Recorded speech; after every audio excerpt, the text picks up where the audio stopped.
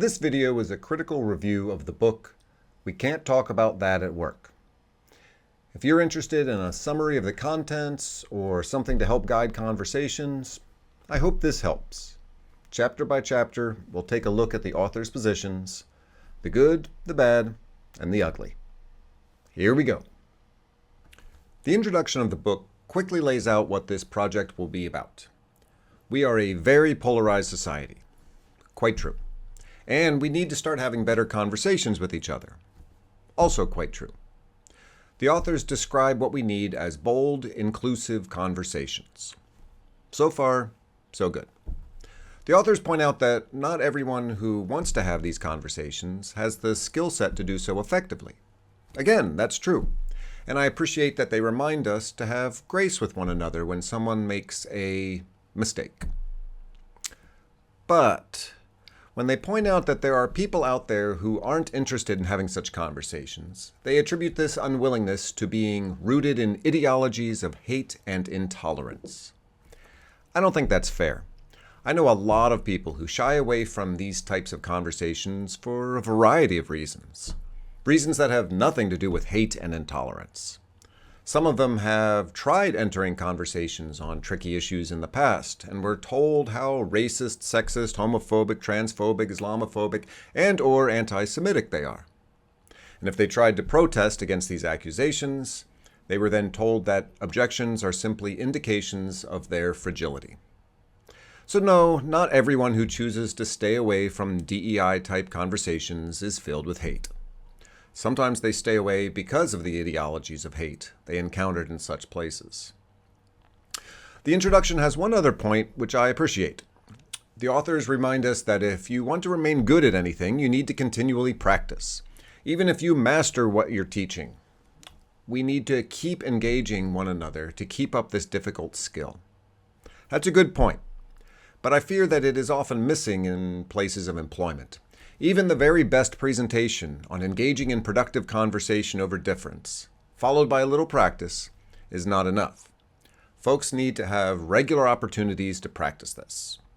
We in higher education need to be doing a far better job with this ourselves. Faculty teach how we could do this, but we rarely do it with each other in a public setting. We could be modeling dialogue, dialectic, and debate for the people in our communities, but we don't. The result is that we don't get the practice we need, and others don't get to observe good communication and model themselves accordingly. So, a good intro to the topic with that one caveat. Not everyone who turns down an invitation to discuss tricky issues does so out of hate. Chapter 1 starts off reminding us that the goal of this book is to help you make the conversations that are already happening more productive, supportive, and inclusive. Cool. There's then a discussion about the dangers of polarization that I think we can all identify with, and how there have been things happening throughout our society that exacerbate that. Okay, but here's where we have a problem. All the examples are selected to support the political narrative of the authors. The murder of George Floyd, the Supreme Court's affirmative action decision, school shootings, COVID, January 6th, the Dobbs decision, hate crimes, First Amendment rights. Now, all of those events are very important and should be discussed. Some are open to honest disagreement, and some are just plain wrong, like George Floyd's murder and the January 6th riot.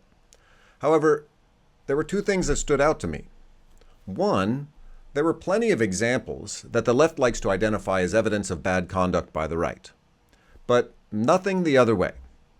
No mention of the southern border, burning cities, rampant crime, or runaway inflation.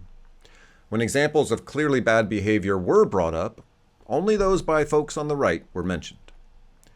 Discussing COVID, we were reminded, quote, anti-vaxxers engaged in sometimes violent attacks on people wearing masks, end quote. This is true, but was there no bad behavior the other way?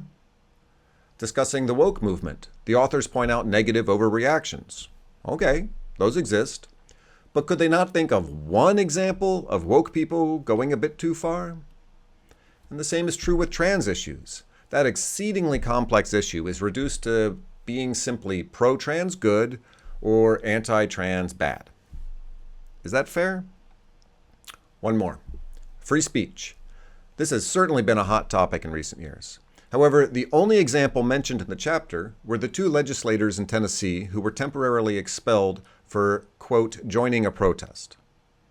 Now, put aside that their expulsion, justified or not, was about disorderly conduct, not free speech. Were there really zero examples of violations of free speech perpetrated by folks on the left that could be mentioned? They couldn't think of one? Now, some folks may be tempted to call my objections whataboutism. But please understand, this isn't simply a matter of, well, your side does bad things too. If you are trying to bring people together, different kinds of people with different perspectives, one good way to completely sabotage that effort is to suggest that political differences are essentially those on the side of the angels and deplorables. Anyone who doesn't recognize that people on the left and the right often behave poorly is running very close to being a bigoted ideologue. And bigoted ideologues tend not to be the best at bringing people together. The chapter continues then with anecdotal self-reporting. Again, these are perspectives worth listening to. But insofar as they were drawn from many hundreds of surveys, the reader is left with the impression that these were chosen because they best served the narrative. Finally, we have a section on perceptions that employers don't care about timely issues if they don't comment on them. And I was left with a couple thoughts. 1. On controversial topics, which side should they take? It's clear to the reader which side the authors would like the employers to take, but is life that simple? Will it draw a community closer together if the boss picks a side on the Dobbs decision? Gun control? Israel and Palestine? 2. While the authors applaud companies that shelled out a lot of money in support to anti-racism initiatives, is there evidence this helped? Were the lives of racial minorities struggling through poverty improved in any measurable way? Or was it all about PR and virtue signaling? Now that would have been an interesting question to explore. At the end of this chapter, I found myself concerned that the authors look at polarization as a hierarchy of virtue. At one end are the good people, and the other end, not so much. Sending that message in chapter 1 is probably not the best way to bring people together. If a bold and inclusive conversation is really just about getting people to think like me, I'm not sure that's a winning strategy. Chapter 2, like life, had some really good points and some not so good points. In the first paragraph, the authors tell us the first step is self-understanding, and I could not agree more. That bit of wisdom is one of the world's oldest and greatest memes. Know thyself. Throughout the chapter, there are some good reminders that we need to understand who we are and what social context we come from, and how not everyone is coming from the same place. I do worry, though, that there's too much emphasis on external identity markers. A person's race, gender, and sexual orientation are certainly important, but when I think about what makes me me, or what makes the people in my life who they are, those categories aren't at the top of the list. I also appreciated how the authors remind us that our narratives are always too simple. Telling the stories of nations, cultures, and peoples, we're all prone to oversimplifying. We need to spend more time listening to one another's stories to round out our knowledge of others. This chapter also introduces intersectionality. Speaking of oversimplifications, this topic usually encourages way too much of that. It is true that we have different identity markers that make up who we are, and their combination can affect the various opportunities and challenges that we have in society. Sometimes belonging to multiple groups that face discrimination can compound their effects. Imagine being a gay black man in the American South in the 1950s. The reality of being gay at that time and place, along with being black, life would have been very challenging. But conversations of intersectionality among many academics today, and also in this book, are too simplistic. First of all, there are lots of identity markers beyond what is normally discussed. Beauty, height, emotional intelligence, presence of a father figure growing up, religion. Now, to their credit, the authors do a better than average job acknowledging these. but often identity comes back simply to race. Second, modern life in America is not a uniform thing, and not every group that faced persecution in the past still does today. A Chinese lesbian living in rural Ohio in the 1970s faced discrimination in a way that is virtually absent from a Chinese lesbian living in New York City today. And while a conservative white Christian in rural America is unlikely to face discrimination, he would be much more likely to experience bigotry than the Chinese woman if they both enrolled at Columbia. We can't create hierarchies of oppression and then compute someone's intersectionality score. We all know that the oppression Olympics is a losing game for everyone.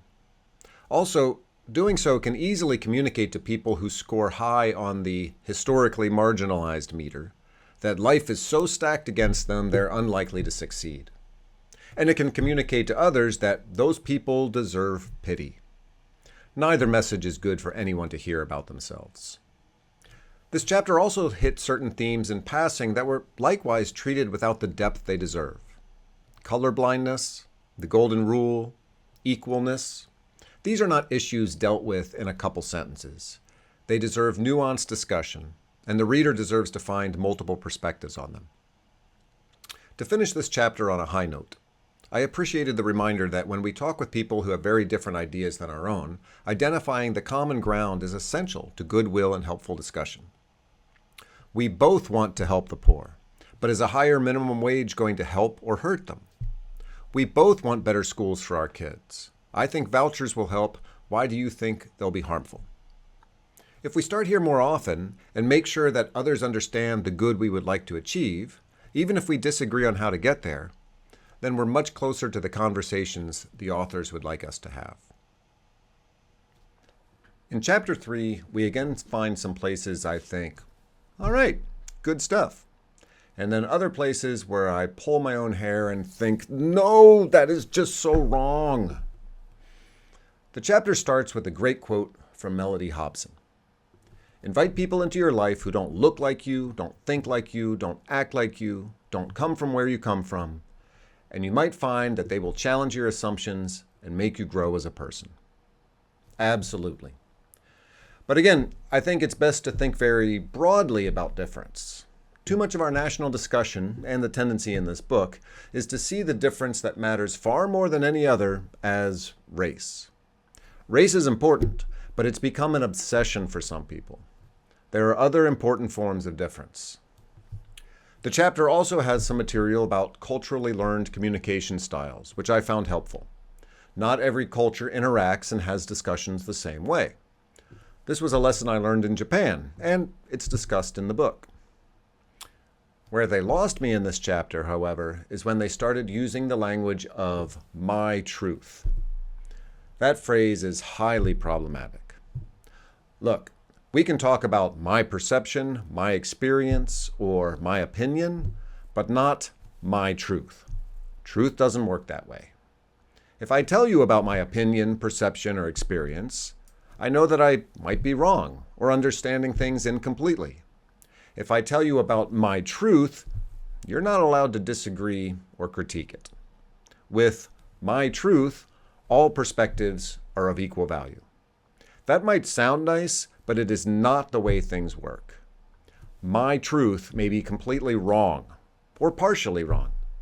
We need honest conversations that try to get to a better understanding of the truth. The other big problem in this chapter was in the section on separating the person from the position. In general, we understand that if a person holds a view we find to be flawed, that doesn't mean the person is likewise flawed. And we all struggle at times to remember that. But, as the authors correctly point out, sometimes it does mean that. If I tell you that my opinion is that we should deport all brown people from the United States, you would probably go beyond just finding my opinion despicable to also finding me rather despicable. Fair enough. But when the authors tell us that we can deplore the people whose positions cause harm to others, we have a big problem. Anytime people have a disagreement on economics, they both believe the other proposal will harm people. In nearly all public policy discussions, both sides think the other guy's ideas will harm others. And actually, to get technical about it, all policy proposals involve trade-offs, and so they all involve harming someone. The authors then give two examples that show that this was not simply poor wording on their part. They simply don't get it. First, abortion. The authors are pro-choice. Okay, but they argue that a pro-life person can be pro-life only as long as they use their viewpoint to direct their own behavior.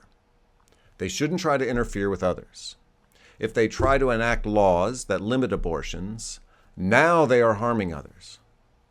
In essence, they are saying pro-life people are okay, but only if they are pro-choice. When it comes to abortion, apparently you can't separate the person from the position. As a thought experiment, think about how a pro-life person would apply this same logic. The other issue they address are those bad people who are against DEI. This is really frustrating. It should be clear by now that being opposed to the particular ideologies and policies that are labeled DEI does not mean a person is opposed to diversity, equity, and inclusion. Most of the time, I found that people opposing the DEI movement do so because they believe those policies actually undermine true diversity, equity, and inclusion. Using the author's logic, both sides should view the others as bad people. And I don't see how that is an effective way of dealing with polarization. Back in Chapter 3, the authors told us that we need to recognize people's intentions, even if we disagree with them on how to achieve them.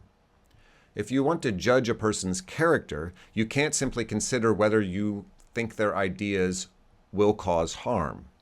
You have to look at what goal those people want to achieve. Unfortunately, the authors seem unable to do this when it comes to political issues like abortion and DEI. Their logic essentially demands that we disparage all people who have different ideas, because other people's ideas that are different than mine cause harm. Kind of a strange principle in a book like this. I don't have much to say about Chapter 4. This chapter deals with organizing actual meetings and conversations. The authors pose a really large number of questions and considerations for organizing these. After a while, it was kind of overwhelming. The most valuable takeaway, I thought, was the importance of first asking, why are we doing this? What is the goal? I think that is a good thing to consider before putting together any sorts of subsequent conversations. What I was hoping to find, but didn't, was a critical look at affinity groups, which they discussed. I think those groups as a whole need to be examined. Are they actually helpful, or do they just encourage tribalism? Again, a critical look at that issue could have been valuable, rather than just the assumption that affinity groups are unequivocal goods. Chapter 5 finally brings us to the point where we let the conversations begin. There is a guiding hypothetical conversation that illustrates concepts through the next chapters. A conversation between Jake, the white manager, and Rodney, a black employee who reports to Jake. Rodney has been distressed at the recent killings of African American men and wants to know why the company has not taken a visible position on this issue. There is some helpful material here about listening to one another's perspectives and first just trying to understand and empathize. This is about dialogue, not debate. And there is the important reminder that conversations don't need to reach closure.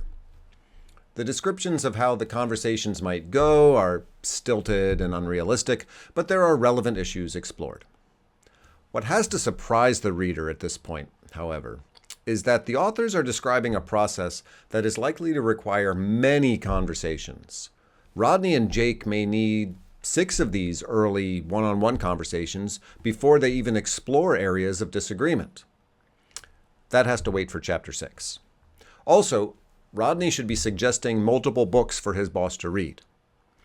Unfortunately, there wasn't a lot of diversity in these books on diversity.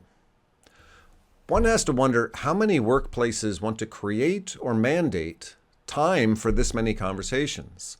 either during work hours or outside of them. It sounds like at least 10 conversations based on one employee wanting to ask why his employer hasn't put out a public statement on a current social issue. The authors are describing a very long process for a single issue. And so the reader should know about that really from the beginning. And so it's unfortunate that I'm telling you at this point. In any case, this isn't about how to lead a community through a bold, inclusive conversation, singular, but through many steps on the way to a goal we will be reading about in subsequent chapters. In Chapter 6, we finally arrive at the point where Jake and Rodney might actually find differences of opinion between them. I'll be honest, getting to this finally in Chapter 6 of an 8-chapter book seems odd. As the hypothetical conversation plays out, Jake says something a bit insensitive. In the stilted dialogue, it makes Jake seem unaware of the challenges that some people face in life. Rodney gets turned off by this.